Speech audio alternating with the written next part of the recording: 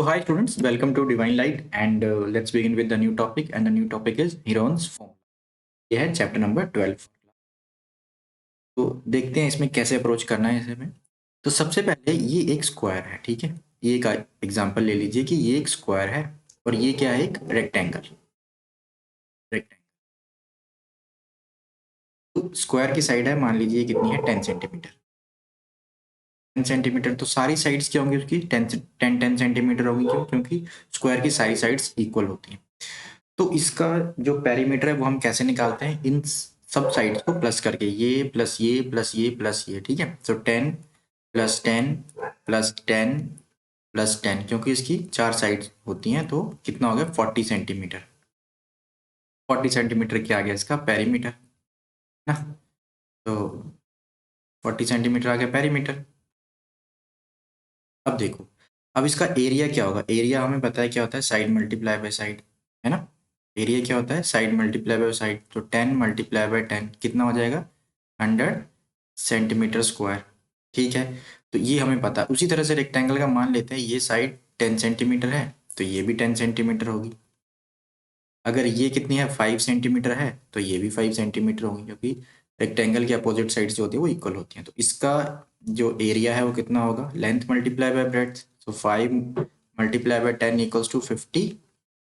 50 और क्या होगा, सेंटीमीटर स्क्वायर, क्योंकि इसके जो यूनिट्स होते हैं एरिया के वो स्क्वायर में होते हैं।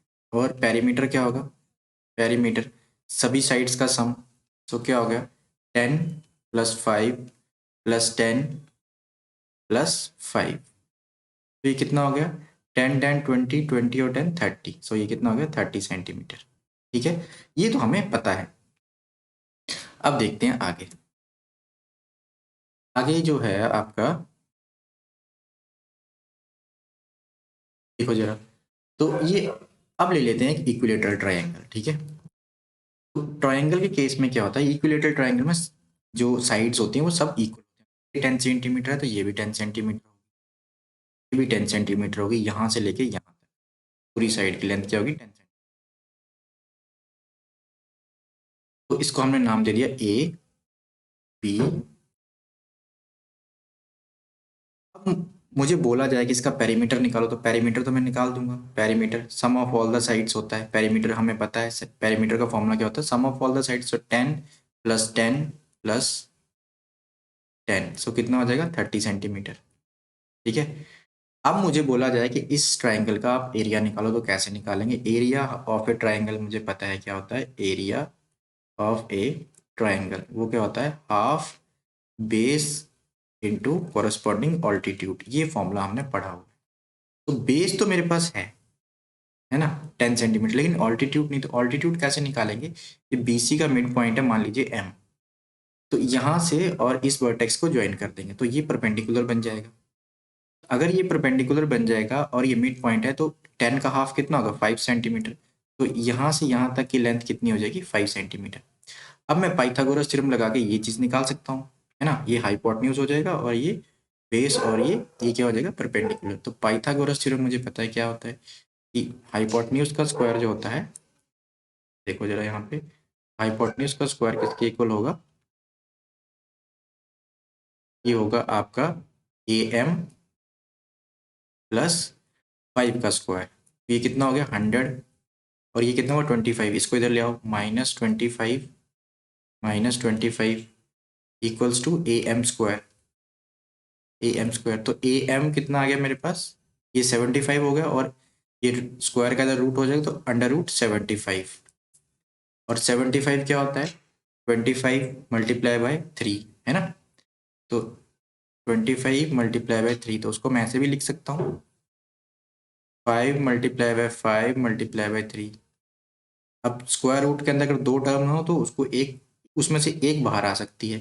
तो 5√3, ए एम मेरा इतना आ गया, और किस में आया, सेंटीमीटर में। तो ये मेरा ऑल्टीट्यूड आ गया कितना, 5√3 सेंटीमीटर। अब मैं एरिया निकाल सकता हूँ, यहाँ पे यहाँ वैल्यू रख दो आप। तो कितना हो जाएगा, हाफ मल्टीप्लाई बाय 10। ये बेस पूरा लेना है 10, ऐसा ऐसा नहीं कि इतना सा ले लिया 5 सेंटीमीटर, पूरा लेना है 10 मल्टीप्लाई बाय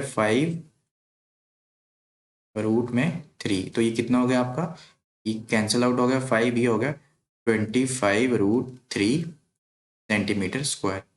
तो इस ट्राइंगल का एरिया तो हमने निकाल दिया 25√3 सेंटीमीटर स्क्वायर। ठीक है।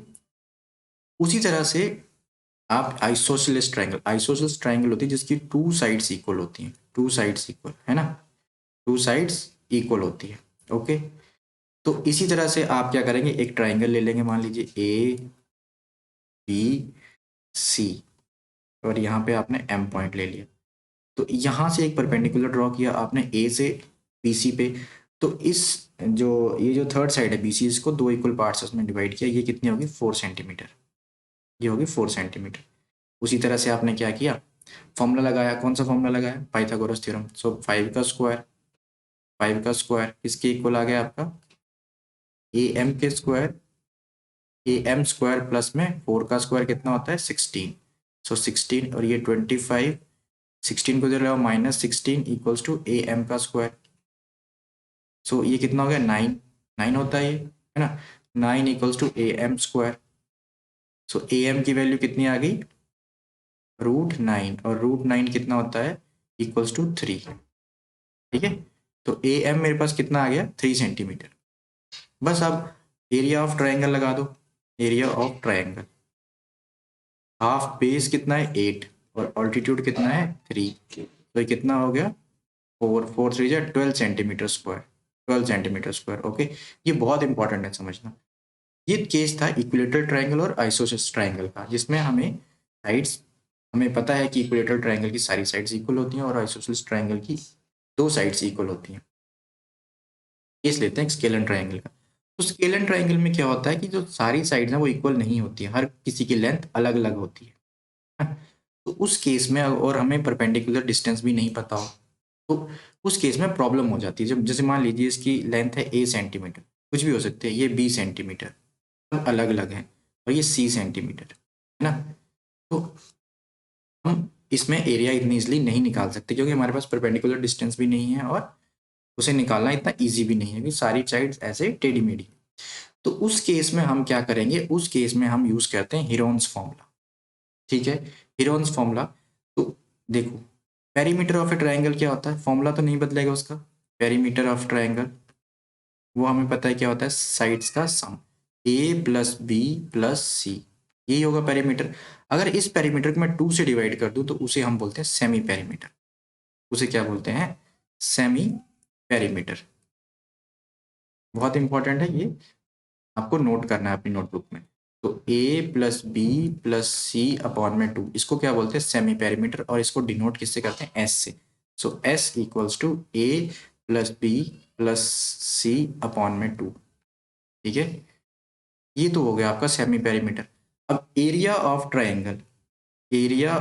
ट्राइंगल बाय हीरोन्स फॉर्मूला, इसे या हीरोज फॉर्मूला भी बोलते हैं, हीरोन्स भी बोलते हैं, हीरोज भी बोलते हैं, एक ही बात है।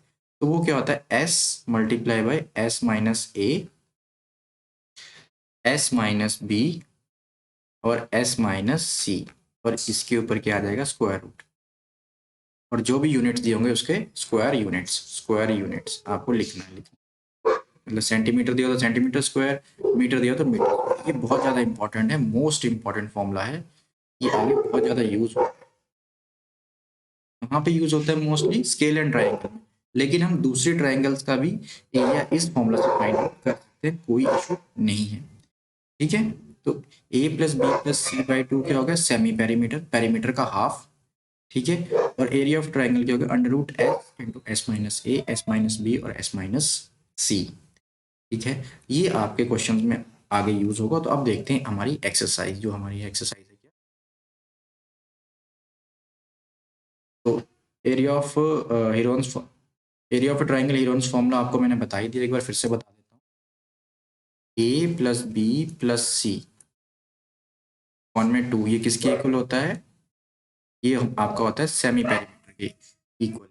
और वो देखो जरा, A, B और C, एग्जाम्पल ले लो, ये कितना है, 5 है, ये 4 है, ये 3 है। ठीक है। यहाँ वैल्यू रखो, देखो कितना आएगा सेमी पेरीमीटर, A+B+C, ये सब सेंटीमीटर में है, सेंटीमीटर में। ठीक है। तो 5+4+3/2, तो ये कितना आ गया, 9+3 12, 12/2। 12 अपॉन में 2, तो आपका सेमी पेरीमीटर कितना आ गया 6 सेंटीमीटर, 6 सेंटीमीटर। अब यहाँ से आप हीरोन्स फॉर्मूला लगा के एरिया आराम से निकाल सकते हैं। हीरोन्स फॉर्मूला क्या होता है, area of A triangle, area of triangle किसके इक्वल होगा, देखो एस, एस माइनस ए, एस माइनस बी और एस माइनस सी, एस माइनस, और उसके ऊपर क्या आ जाएगा, रूट आ जाएगा। तो एस क्या है मेरा 6 माइनस 5, 6 माइनस 5 ऐसे ही लिखना है आपको एग्जाम में, 6 माइनस 4, 6 माइनस 4 और 6 माइनस 3, 6 माइनस 3, और पूरे के ऊपर क्या लगा देना है, रूट लगा देना है। तो ये कितना आ जाएगा 6, रूट रख लो अंदर 6, और ये कितना हो गया मल्टीप्लाई बाय में 1, और ये कितना हो गया मल्टीप्लाई बाय 2, और ये कितना हो गया मल्टीप्लाई बाय 3। तो कितना हो गया 6 2 जा 12, 12 3 जा 36, ठीक है। और 36 का स्क्वायर रूट कितना होता है 6 सेंटीमीटर स्क्वायर, या ऐसे भी लिख सकते हैं इसको सेंटीमीटर स्क्वायर, कैसे भी लिख सकते हैं आप। तो ये इसका एरिया आ गया ट्राइंगल का। ऐसे ही आपको क्वेश्चन में करना है कैसे कैसे इसको अप्लाई करना है। तो देखेंगे एक्सरसाइज 6.1।